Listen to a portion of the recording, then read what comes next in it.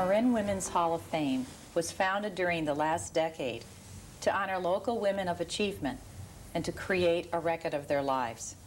My name is Nancy Nakai, and today I have the pleasure of introducing to you Dr. Shirley Thornton, the 1994 Marin Women's Hall of Fame honoree selected for her distinguished work in the field of education.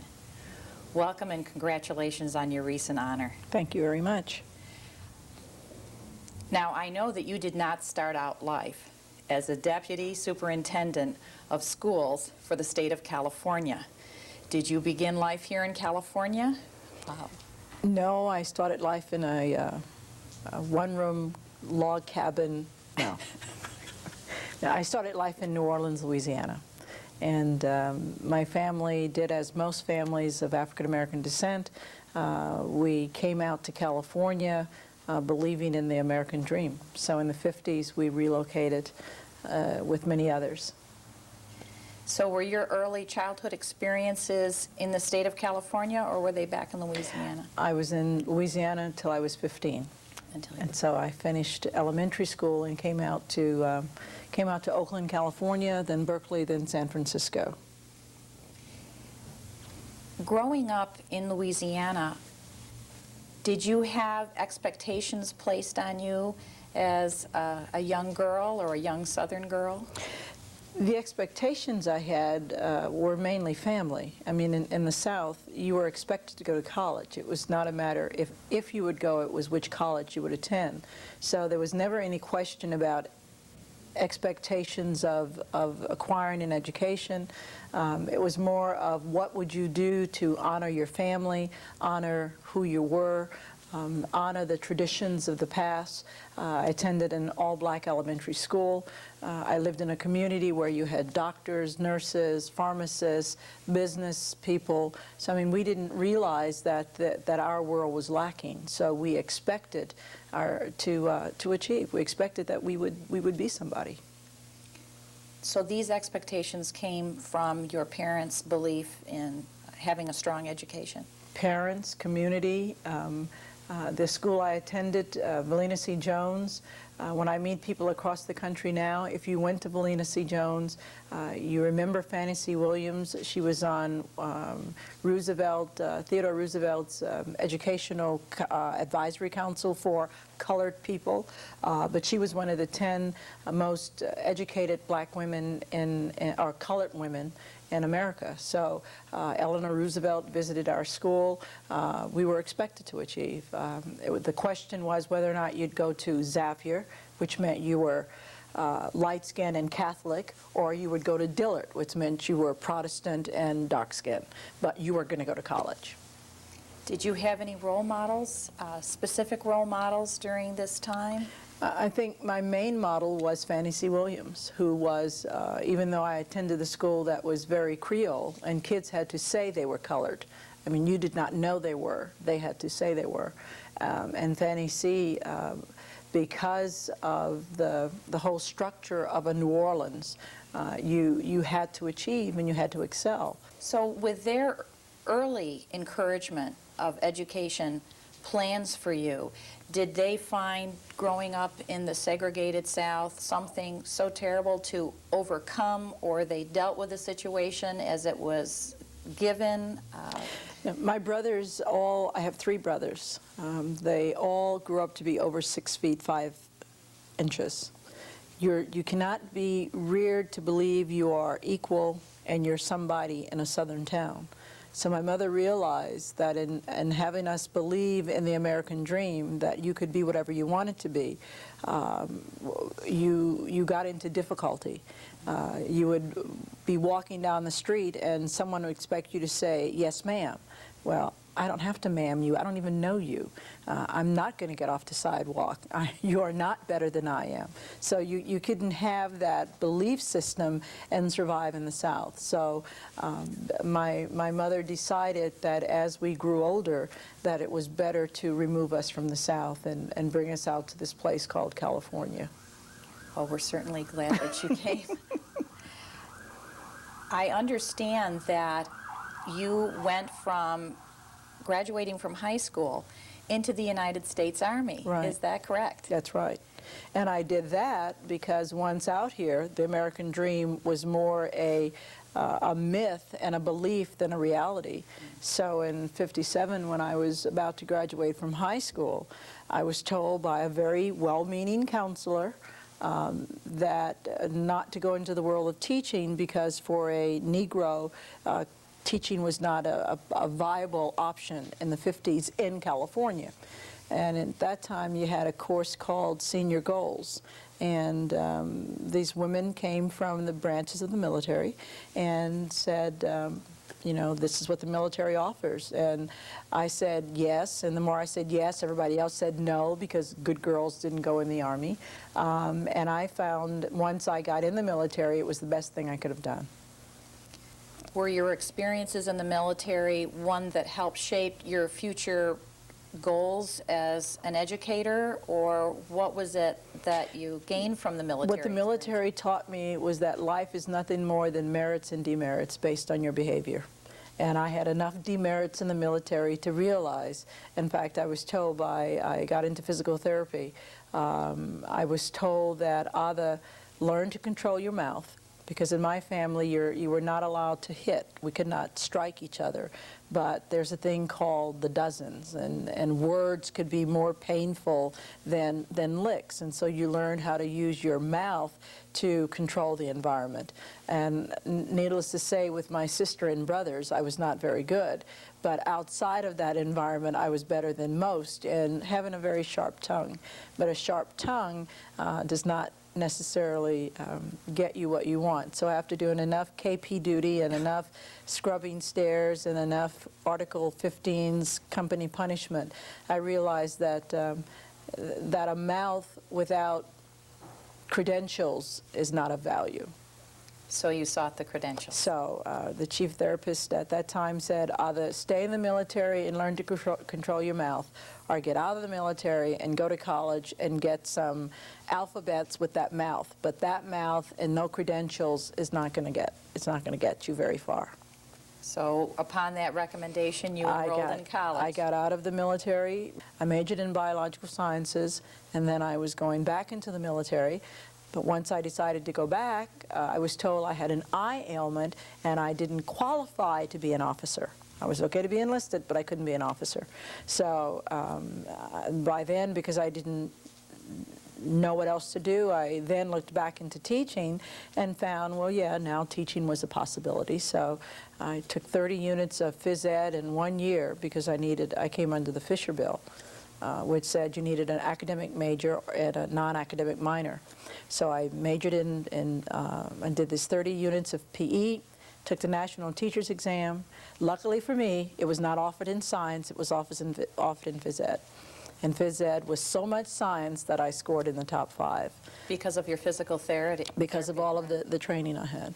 And so I did that, remained in the reserves, and a colonel, I was with a 1,000-bed General Hospital unit, and one day he said, I thought you were going back on active duty. And I said, well, I was, but they told me I can't pass the physical. He says, well, why? I said, they told me I have glaucoma. I was maybe 24. And he says, what do you mean you have glaucoma? I said, they told me I have glaucoma. I can't pass the physical. So he said, next drill, let's go down to ophthalmology. So I went, and he said, check her eye. And they did, and he says, I just want you to tell me either she has glaucoma or she doesn't. And when they checked my eye, they said, no, I didn't. Did you pursue that?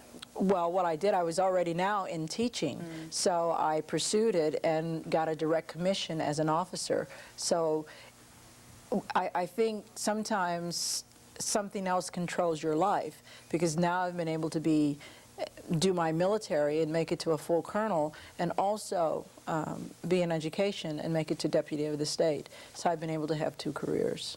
Teaching had to be quite an experience for you in the 1970s. Lots of things were going on in campuses, and the United States was undergoing a tremendous amount of turmoil in terms of still areas within the civil rights movement, the women's liberation movement, the Vietnam War. Did these things enter into your teaching venue? The only way they entered in is that My role as a junior high school teacher, because I wanted to, since I'd majored in biological sciences, I wanted to teach in the high schools.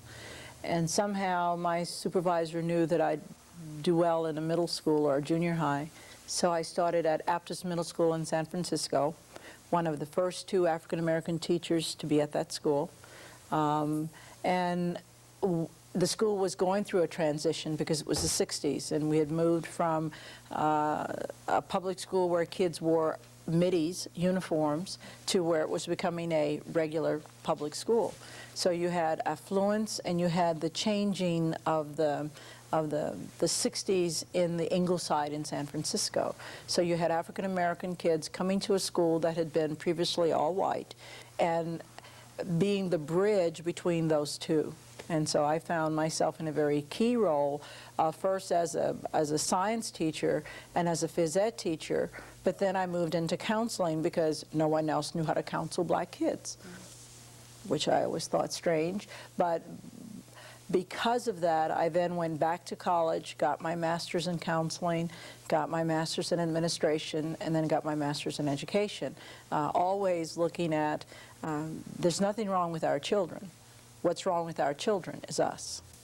Is your doctorate in administration? Curriculum and instruction. Correct. I believe you get your degree in what you're about, and we're about an education, curriculum, and instruction.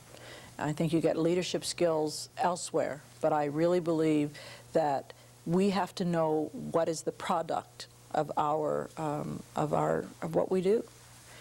And your doctorate then in curriculum has led you to be placed in charge of special programs for the state of California. It's including a program that you have established called C-Learn. Could you tell us more about the C-Learn program? Okay, again, building on my 30 years of military and my understanding of a school as an organization, it became clear that everyone is trying to figure out how do you improve education. Well, you improve it by having a systemic change, organization, and accountability with a database, and training. So we took the same model that you would use anyplace else and set your mission. And if the mission is significant academic achievement for all kids, then you have to look at what are the barriers that will cause that not to happen. Educating our children is really like a stool. There are three legs to it: community, parents, and the school. And that you have to make sure you've covered all those bases. The school's job is to educate the children. We cannot educate if we're being everything else. So it has to be very clear what is the teacher and the school's role, what is the community's role, what is the parent's role. And once you get that clear, then the teacher is freed up to teach. But as long as I have to do everything else, I can't teach. And all we tried to show were what were the impediments to that teacher teaching, and then where do we hold that teacher accountable for what he or she is supposed to be doing, and how do you do that if you have them doing everything else? So you wipe away all of that stuff that gets in the way of teaching and say, you teach. We will train parents, we will get community and all the other services involved, but teacher has to be free to teach. I understand that you have also developed other programs for the state of California, ones that address teen pregnancy, Yeah. dropout rates, gang violence. Do you see any hope? We hear so much on the television about these issues, and it never seems to get better. Are we just hearing too much bad news? I think we want to hear the bad news, because you can walk right out of here and go to Davison, which got all these wonderful awards recently. You can walk out and go to successful schools across this country. We don't want success. Success, for some reason, in the public schools is not supposed to be today. So anytime you have success, people say, well, you're the Rambo. You could do it because of you, rather than looking at the attributes of you and realize those attributes are tied to training, and as such, anybody could get that if you put them into a staff development program where they would acquire that and understand the process. We want to believe our children are terrible. I don't know why we want to believe that, but we do. We want to believe that the girls are getting pregnant because little boys are impregnating them. When we show the data that says every day 385 girls discover they get pregnant in California, every day. These are 11 to 18-year-olds I'm dealing with. 140 deliver, which means we have one of the highest abortion rates in the state. When you point out that 2/3 of the fathers are men over 20 years old, let's move the agenda. So wait a minute. Let's go back to the fact that this is not a girl-boy problem. This is a man-child problem. Nobody wants to deal with it. So have you found that people are slow to change their thinking? They refuse to change their thinking? What can Marin parents do to support you in your efforts to address this issue? What could they do as an individual citizen to support changing the thinking about public education? Very simple. People need to realize that there's nothing wrong with the system called public education. I think the reason we're saying that education isn't working is because the numbers and the changing of the demographics is changing how people feel about public schools. When public schools served the children of those in power, people thought they were wonderful. They were wonderful. As we now talk about the need for higher education and skills, it's, you know, Arsenio talked about things that make you go, why now? When we say we need an educated group of emerging young adults, are we putting such a tuition on public education that the average student cannot afford it? Why now have we cut back classes to the point where it will take you 6 years to get a BA? If we care about public education, why are we making it more difficult as the population and demographics change? Anglos and Asians go to college. Hispanics and blacks go to jail. Same amount of money. So it's not that we aren't willing to spend the money. It's where are we willing to spend the money. And if 40,000 will keep a kid locked up, and that's a conservative figure for a year, with an 80% recidivism rate, you cannot tell me that people who understand finance doesn't understand that that's a waste of money. Whereas if you told an East Palo Alto or a South San Francisco or a South Central LA, here are 10 of your kids, and here's $400,000. Now, you keep those kids out of trouble, you keep the $400,000. Same money. Why does it matter that one builds cement and mortar and bricks and businesses for the policeman, the bailiff, the judge, the public defender, I mean, just go to any system. You don't see people like me, for the most part, generating, benefiting from those dollars. You see me as the recipient, quote unquote, of the services, but I'm just a pawn in that world. Do I hear a new program being developed as we sit here? We're doing it. We're already doing it. I mean, we're in San Francisco trying to work with the county jail. In San Francisco, over 50% of the folks in the county jail are African American. San Francisco is 16% black, okay? When you're released from the county jail, you get $1 and a condom. That's a good Nintendo game, huh? What could you do with $1 and a condom out of a jail? You couldn't buy coffee in San Francisco. Thank you. So, and what we're trying to do is show, if we're serious about this waste of dollars, if we can figure out how to track a Hubble around the sky, repair it, and ship it off again, we can't figure out how to reintegrate people back into a society?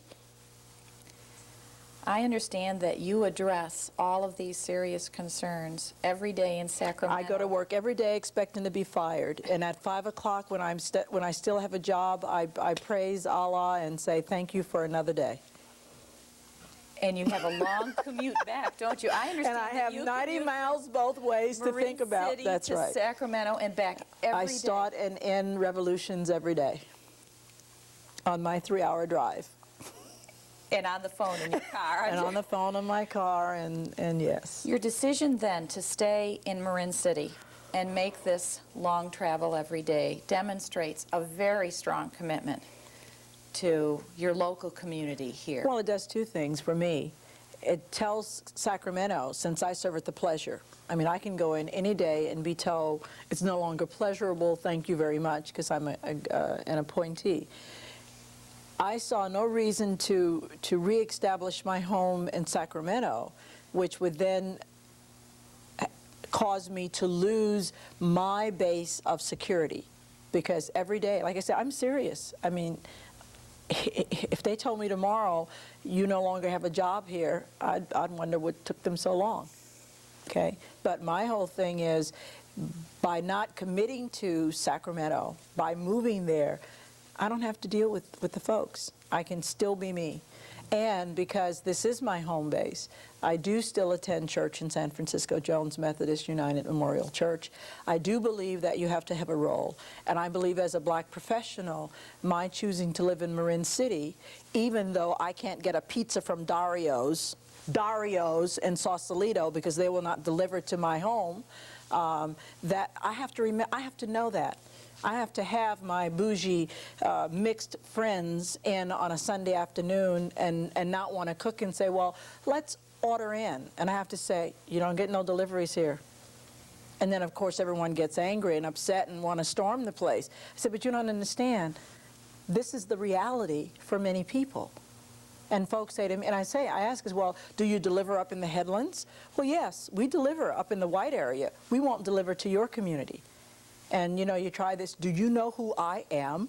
I am Deputy Commander Dr. Thornton. And they say, I don't care who you are, lady, we ain't delivering there. So there is much work to be done. That's right. Even locally. And I think to be told that helps me stay focused on the fact that it matters not about all those alphabets I talked about earlier. If you choose to live in your community, you then have to understand what it means to be less able. Because if I get that with all that I have done, I have punched every card there is to punch, and I still can't get service, what must it be like if you're an AFDC, or if you're a dropout, or if you're just an everyday person? So what advice would you have to give to young girls as they are beginning to look at the future, make career choices, consider educational options? Would you encourage a military approach, which is merit and demerit? Would you encourage them to get as much schooling as they could so that they are prepared if... I think you have to have, whatever the society says are the necessary hurdles you must overcome to be ready, I think you have to be ready.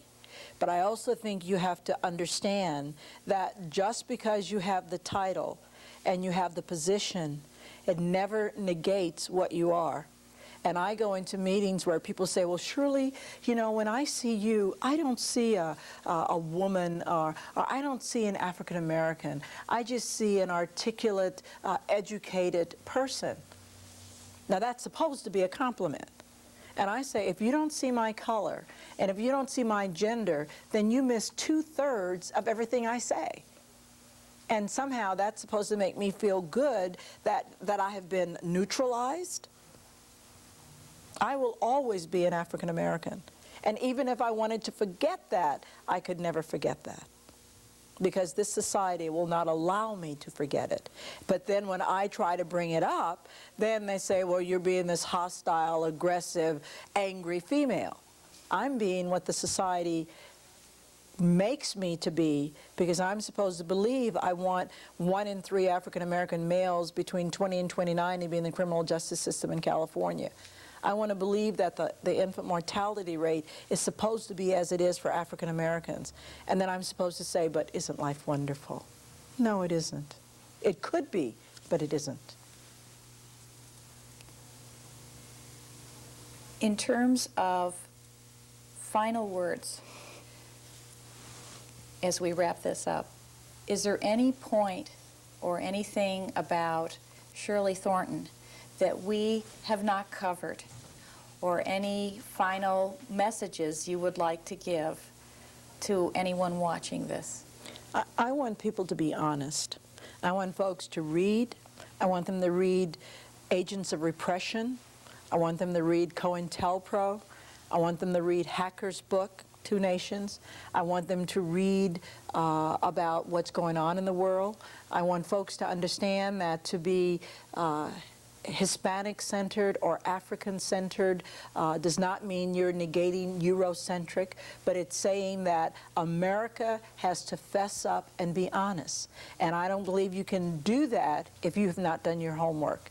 And I believe once you've done your homework, you can walk with kings and presidents and never question your lack of self-esteem and who you are, because you have prepared yourself. But you have to always remember, with all of that preparation, you will always have to prove yourself as being that you don't have that job because you're black. You have the job because you're qualified. You don't have the job because you're female. You have the job because you're qualified and female. And that's the thing that I see, that we get confused with all the stuff that comes at us, and we forget who we are and whose we are. And I believe my job is to keep America honest, keep America understanding that racism is alive, it's well, and until white America decides to understand that, we will continue to waste money, we will continue to watch lives be wasted, and we will continue to be walking around confused. And I don't believe there's a need to be confused in 1994.